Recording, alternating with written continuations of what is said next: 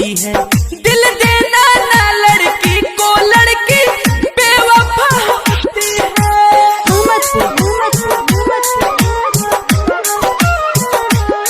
Kamlesh recording studio Mohammadpur.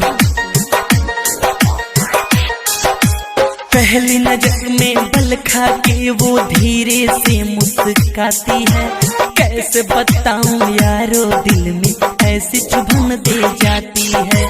पहली नजर में बल खा के वो धीरे से मुस्काती है। कैसे बताऊं यारो दिल में ऐसी चुभन दे जाती है। नैनों को मैं क्या समझाऊं पलकों को भी होती है।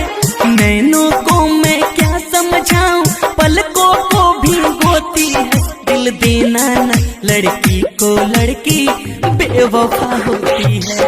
दिल देना ना लड़की को लड़की बेवफा होती है। Kamlesh recording studio Mohammadpur.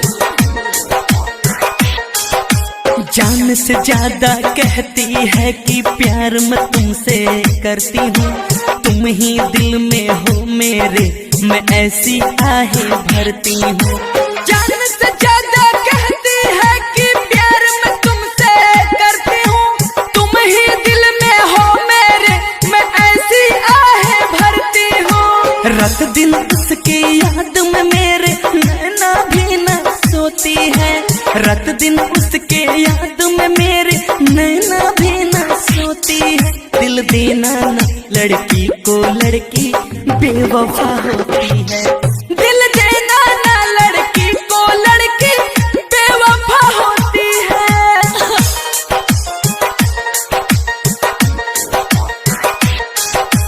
दर्द भी दिल में रहती है फिर भी हम तो मुस्कुराते हैं।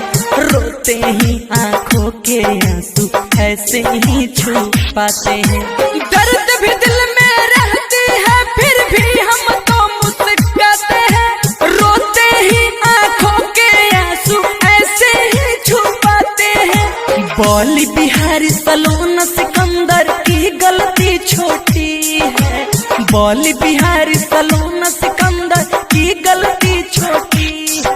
दिल देना ना लड़की को लड़की बेवफा होती